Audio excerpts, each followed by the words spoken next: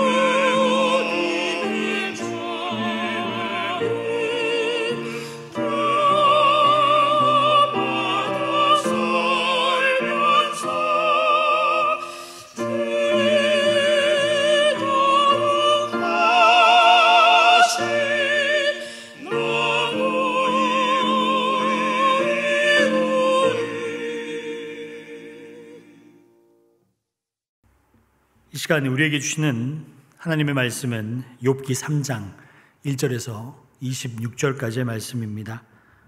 제가 읽도록 하겠습니다. 그 후에 욥이 입을 열어 자기의 생일을 저주하니라.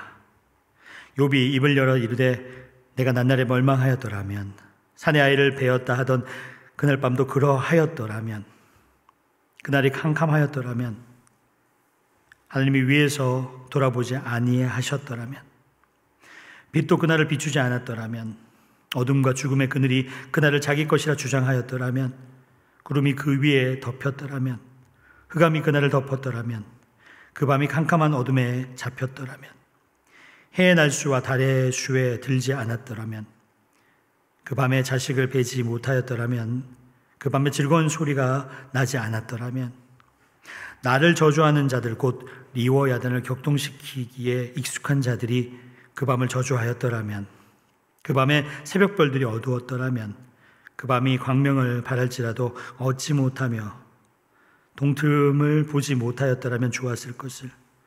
이는 내 모태의 문을 닫지 아니하여 내 눈으로 환난을 보게 하였음이로구나. 어찌하여 내가 태에서 죽어 나오지 아니하였던가? 어찌하여 내 어머니가 해산할 때에 내가 숨지지 아니하였던가? 어찌하여 무릎이 나를 받았던가? 어찌하여 내가 젖을 빨았던가? 그렇지 아니하였던들 이제 내가 평안히 누워서 자고 쉬었을 것이니 자기를 위하여 폐허를 삼킨 세상의 임금들과 모사들과 함께 있었을 것이요, 혹시 금을 가지고 은으로 집을 채운 고관들과 함께 있었을 것이며, 또는 낙태되어 땅에 묻힌 아이처럼 나는 존재하지 않았겠고 빛을 보지 못한 아이들 같았을 것이라. 거기서는 악한 자가 소유를 그치며, 거기서는 피곤한 자가 쉼을 얻으며, 거기서는 갇힌 자가 다 함께 평안히 있어 감독자의 호통 소리를 듣지 아니하며, 거기서는 작은 자와 큰 자가 함께 있고 종이 상전에게 놓이느니라. 어찌하여 고난당하는 자에게 빛을 주셨으며 마음이 아픈 자에게 생명을 주셨는고? 이러는 자는 죽기를 바라도 오지 아니하니 땅을 파고 숨긴 보배를 찾음보다 죽음을 구하는 것을 더하다가 무덤을 찾아 얻으면 심히 기뻐하고 즐거워하다니, 하나님에게 둘러싸여 길이 아득한 사람에게 어찌하여 빛을 주셨는고? 나는 음식 앞에서도 탄식이 나며 내가 아는 소리는 물이 쏟아지는 소리 같구나. 내가 두려워하는 그것이 내게 임하고 내가 무서워하는 그것이 내 몸에 미쳤구나. 나에게는 평안도 없고 안일도 없고 휴식도 없고 다만 불안만이 있구나. 아멘. 우리 함께 기도하겠습니다. 창조주 하나님, 고난을 없애주시는 것이 아니라 고난을 이길 수 있는 힘을 주시는 하나님, 하나님께로부터 나오는 참된 믿음의 긍정으로 말미암아 인생과 사건과 사람을 바라보기를 원합니다. 하나님을 알고 하나님이 선물로 주신 믿음을 받아들일 때 내가 일어나고 있는 이 모든 사건이 비로소 믿음의 사건이 된 줄 믿게 하여 주시옵소서. 연약한 육신 속에서도 겸손을 배우고 고통 중에도 하나님이 일하시는 것을 보게 하여 주시옵소서. 돈이 있어도 돈이 없어도 자족하게 하시고, 삶의 문제가 아니라 하나님을 바라볼 때 하나님의 놀라운 능력 가운데 살게 될 것을 믿게 하여 주옵소서. 사방이 막혔을 때는 능력의 하나님의 그늘 아래 서게 하시고, 헤쳐나갈 수 없는 풍랑을 만났을 때는 주님이 깨워서 일어날 수 있는 힘을 주시옵소서. 이 모든 과정을 통하여 하나님의 영광을 바라볼 수 있는 오늘이 되게 하여 주옵소서. 이 모든 말씀 주 예수 그리스도의 이름으로 기도드립니다. 아멘. 할렐루야. 여러분 반갑습니다. 오늘은 우리 시대의 욥이라는 제목으로 하나님의 말씀을 나누도록 하겠습니다. 여러분 혹시 부모님에게 나를 왜 태어나게 하셨어요? 혹시 다리에서 주워온 것 아니에요? 이렇게 물어보거나 이야기를 해본 경험이 있으십니까? 저는 부모님에게 정말 이것을 말로 해본 적도 있고 속으로도 한번 해봤습니다. 그랬던 저의 모습을 지금 생각해보면 정말 부모님에게 죄스럽죠. 부모에게 가장 큰 불효가 여러분 무엇이라고 생각하십니까? 그것은 부모가 생각하는 것보다 내가 그릇이 작은 사람입니다라고 표현하는 거예요. 그만큼 부모님을 아프게 하는 것이 없습니다. 내가 왜 태어났습니까? 안 태어났으면 좋겠습니다. 이렇게 자기 그릇을 작게 하는 것이 부모의 마음을 찢어놓는 겁니다. 내가 왜 태어났는가? 그리고 내가 이걸 하려고 태어났구나 라는 답을 찾아가는 과정이 여러분 인생이거든요. 인생이라는 것은, 생명이라는 것은 어떻게 보면 살라는 명령입니다. 문제는 어떻게 살아가야 되는가에 대한 명령은 우리가 다 듣지를 못했어요. 그래서 우리는 애써서 삶의 길을 찾아가려고 노력합니다. 그래서 넘어지기도 하고 방황하기도 하고 그러면서 삶의 지향점을 가까이 찾아가게 되거든요. 적어도 부모님들보다 더 큰 삶의 태도, 그리고 큰 정신을 갖는 것, 그리고 부모가 생각했던 것보다 더 아름다운 사람이 되는 것, 이것이 자녀로서의 소명이 아닌가라고 생각이 듭니다. 성도 여러분, 우리가 아름다운 사람이 되어서 하나님의 마음을, 그리고 부모님의 마음을 기쁘게 하는 여러분이 되시기를 주님의 이름으로 축원드립니다.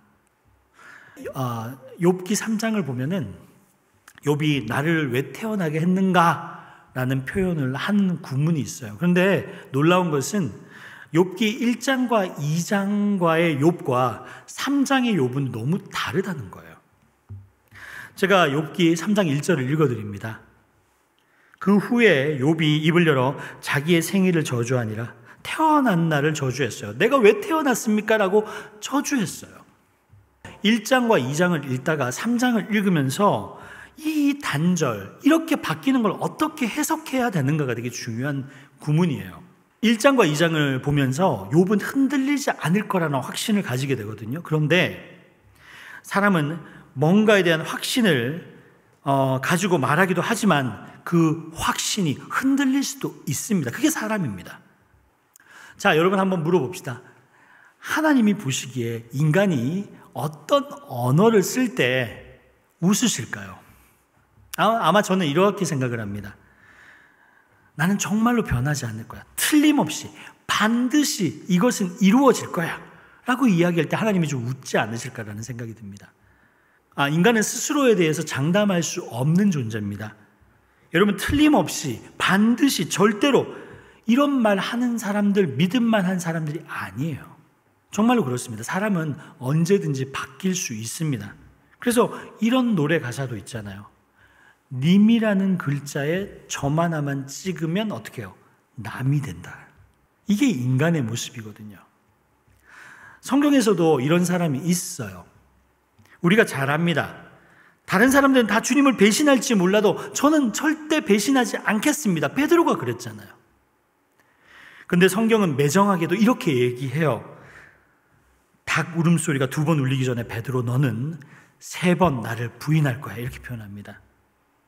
이게 바로 인간입니다. 그러니까 베드로를 보고 배신자라고 생각할 필요가 없어요. 왜냐하면 베드로는 자기 자신을 몰랐던 거고요. 자기가 얼마나 연약한 존재를 몰랐기 때문에 그렇게 표현한 것에 불과합니다. 욥이라고 하는 사람도 말로는 하나님을 부인하지 않고 하나님의 뜻을 다 수용하려고 노력을 했습니다. 그러나 여러분, 그에게도 왜 슬픔이 없었을까요? 왜 고통이 없었을까요?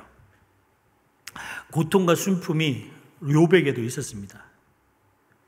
그게 어떤 순간에 임계치를 넘어가기 시작했어요. 그리고 탄식과 슬픔이 쏟아져 나왔습니다. 오늘 그 본문을 여러분 읽으신 거예요. 근데 욥이 나 혼자라고 생각했다면, 내 곁에 아무도 없다고 생각했다면, 내가 아무리 소리쳐도 아무도 없다고 생각했다면 이런 슬픔이 팍 튀어나오지 않았을 겁니다. 근데 그 욥 주변에 친구들이 있었어요. 그의 마음을 들어주는 친구들이 있었어요. 그래서 그 친구들이 내 슬픔, 내 상황을 이해하려고 노력했으니까 그 슬픔이 탁 터져 나온 거죠. 슬픔이 흘러나와가지고 자기 속에 있는 속말을 막 얘기하는 구문입니다. 오늘 말이. 억눌려왔던 슬픔이 막 흘러나왔어요. 이 구문을 읽으면서 저는 어떤 부분을 느꼈냐면, 어떻게 보면 눌려왔던 것을 흘려보내고 터뜨리면서 욥은 이 언어에서 치유의 시간을 가질 수도 있었겠구나라는 생각을 하게 됐습니다. 아무런 해결책도 없어요. 근데 여전히 고통은 계속되지만 그의 입에서 그 슬픔을 표현하는 순간 적어도 그 슬픔이 욥을 사로잡지는 않았겠구나라는 마음이 들었습니다. 우리도 살면서 그래요. 내 마음속에 말할 수 없는 괴로움이 있는데 누군가에게 내 속을 털어놓을 수 있으면 그 문제 자체는 해결되지 않아도 그가 내 얘기를 경청해 준 것만 하더라도 마음에 시원함이 있잖아요. 그죠? 그래서 욥은 그들의 친구들 때문에 자신의 속에 있는 연약함을 드러낼 수 있었습니다. 저는 그 관점을 가지고 이 욥기를 읽기 시작했습니다. 욥은 입을 열어서 이렇게 얘기합니다. 자기의 생일을 저주합니다. 자기가 태어난 날을 저주합니다. 내가 왜 태어나야 됩니까? 태어나지 않았다면 좋았을 것을. 여러분, 우리가 살다 보면 나의 존재가 너무 무겁게 느껴질 때가 있지 않습니까? 지금의 욥의 경우가 그렇다고 말할 수가 있어요. 말할 수 없는 시련이 자기에게 찾아왔을 때 차라리 내가 세상에 있지 않았더라면 내가 이 고통을 겪지 않았을 텐데, 이렇게 표현하고 있는 거예요. 욥이 견딜 수 없는 게 뭐냐면은 자기가 무가치하다고 생각한다는 거예요. 갑자기 지금까지 의미가 있었던 생이 다 사라지고 무의미해졌다고 생각하는 겁니다. 그동안 자기가 쌓아왔던 모든 삶의 터전이 무너지고 그리고 흔들리기 시작하니까 일어설 힘조차 없는 무가치함을 느끼기 시작하는 거예요. 성도 여러분, 사람이란 존재는요, 인간이란 존재는 밥만 먹고 사는 존재가 아닙니다. 뭘 먹고 살아야 됩니까? 의미를 먹고 사는 거예요. 가치를 먹고 사는 거예요. 인간은 원래 그렇게 하나님께서 만들어 주었습니다. 인간의 육체는 음식을 먹어야 육체적인 힘이 나지만 인간의 마음과 인간의 영혼은 보람을 느낄 때, 사랑을 받을 때, 가치 있다고 생각할 때 살아나는 거거든요. 내가 하고 있는 일에 보람을 느끼면 그 일이 아무리 힘들어도 그것을 너끈히 이겨나갈 수 있습니다. 왜냐? 사람은 의미를 먹는 존재니까. 근데 갑자기 욥에게 삶의 의미가 사라졌어요. 여러분, 내가 안다고 생각했던 이가 갑자기 사라졌어요. 특별히 내가 그렇게도 사랑한다고 내가 고백해 왔던, 늘 사랑했던 그 하나님이 낯설게 느껴지기 시작했어요. 내가 확신하던 그 하나님이 느껴지지 않는 거예요. 다 무너지니까. 이게 욥의 고통입니다. 갑자기 하나님이 낯설게 느껴지기 시작하자 끈 떨어진 연처럼 욥은 이렇게 표현합니다. 26절을 읽도록 하겠습니다. 나에게는 평온도 없고 안일도 없고 휴식도 없고 다만 불안만이 있구나. 내가 굳건하다고 생각했던 삶의 터전이 흔들리게 되었어요. 갑자기 어떻게 살아야 될지 아무것도 모르는 상황이 되었어요. 근데 이 본문을 읽으면서 제 마음을 힘들게 하는 것이 있었습니다. 그게 뭐냐면 이 세상에 욥이라는 존재, 자신의 삶의 터전을 잃어버리고 어떻게 살아야 될지 모르겠고 굳건하게 생각했던 그 삶의 의미가 한꺼번에 허물어진 사람들이 너무나 많구나. 이것들이 보이기 시작했습니다. 세상을 너무나 낯설게 경험하는 사람들이 너무나 많구나. 고통받는 이들이 있습니다. 이 세상에서 욥은 몇천 년 전에 있었던 사람이 아니라 우리 주변에 있는 분들입니다. 세상이 갑자기 낯설어지기 시작했고 안전하다고 했던 생활 터전들이 무너지기 시작했고 그리고 나의 삶의 의미가 무가치하다고 느끼는 사람들, 자기의 무력감 때문에 어쩔 수 없이 삶을 지탱해 가야 되는 사람들, 그 사람들이 우리 시대의 욥입니다. 그러면 여러분, 우리 시대의 욥들에게 그리고 욥에게 가장 중요한 사람들은 어떤 사람일까요? 욥의 불행의 원인이 이렇다고 설명해 주는 능력 있는 사람일까요? 욥에게 가가지고 그래도 하나님을 믿어야지, 신뢰해야지라고 말하는 사람일까요? 욥에게 지금 필요한 것은 그들의 친구들처럼 그의 고통의 자리에 함께 있어줘야 될 사람이 필요합니다. 그들의 마음을 이해하고 그들의 언어에 경청해 줄 수 있는 사람들이 필요합니다. 욥의 이야기를 보면서 제 초등학교 때가 한번 생각이 났습니다. 동우라는 친구가 있는데요. 함께 축구를 하는 걸 되게 좋아했었어요. 근데 갑자기 소나기가 쫙 내려옵니다. 소나기가 오자마자 동우는 막 달려갔어요. 근데 저는 동우가 달려간 것도 모르고 축구공을 막 이렇게 휘저으면서 축구를 하고 있었어요. 그러다가 이제 비가 오니까 비를 피하려고 가려고 하는데 동우는 저만큼 가 있는 거예요. 자기만 비를 피하려고 가는구나. 흠뻑 젖어 있고 그러면서 좀 서러운 마음이 들었나 봐요. 그래서 막 울면서 소나기를 맞으며 가고 있는데 갑자기 동우가 막 달려오는 겁니다. 우산을 하나 가지고. 걔도 비 때문에 다 젖었고 나도 비 때문에 다 젖었어요. 그리고 그 우산이 소용없다는 걸 알고 그 우산을 버리고 같이 축구를 하면서 뛰어놀던 그 순간이 생각이 났어요. 성도 여러분, 사랑이라는 것은 비 맞는 사람에게 우산을 씌워주는 일이기도 하고요. 그리고 우산을 건네주는 일이기도 하지만은 때로는 사랑이란 우산을 버리고 그와 함께 비를 맞을 줄 아는 겁니다. 여러분, 이것이 뭔지 아십니까? 그것이 뭐냐면 임마누엘의 하나님입니다. 우리와 함께 계신 하나님, 우리와 함께 하기 위해서 하나님이 인간이 되셨습니다. 하나님은 고통에 차 있는 이 세상 속에서 하나님이 우리에게 보여주시는 길은 함께 비를 맞는 것입니다. 그리고 함께 어려움을 이겨나가는 것입니다. 그리고 하나님은 바로 그런 한 분으로 여러분 곁에 계시는 겁니다. 사랑하는 성도 여러분, 세상에는 내가 왜 태어났을까? 이제 그만 죽고 싶다라고 탄식하는 사람들이 주변에 너무나 많습니다. 세상이 갑자기 낯설어졌기 때문에 안전하다고 생각했던 삶의 터전이 속절없이 흔들리기 때문에 그리고 내가 아무것도 할 수 없다는 그 무력감 때문에 어쩔 수 없이 삶을 지탱하는 사람들이 이 시대의 욥입니다. 여러분, 우리는 아시다시피 하나님의 시선은 욥과 같이 신음하고 탄식하는 사람들에게 집중이 되어 있습니다. 우리가 만약에 하나님의 자녀라면 삶의 어려움 앞에서 그들의 불행을 설명해 주거나 하나님을 믿으라고 말을 해주는 사람이 되기보다는 그들과 함께 비를 맞아주고 그들과 함께 울어주고 그들의 말에 경청하면서 마음의 벗이 되어주는 사람일 줄 여러분 믿으시길 바랍니다. 그것이 임마누엘의 하나님이요 나를 위해서 성육신 하신 예수 그리스도의 사랑입니다. 그 예수 그리스도의 사랑을 실천하는 여러분이 되시기를 주님의 이름으로 축원드립니다. 주님께서 가르쳐준 기도로 오늘 예배를 마치도록 하겠습니다.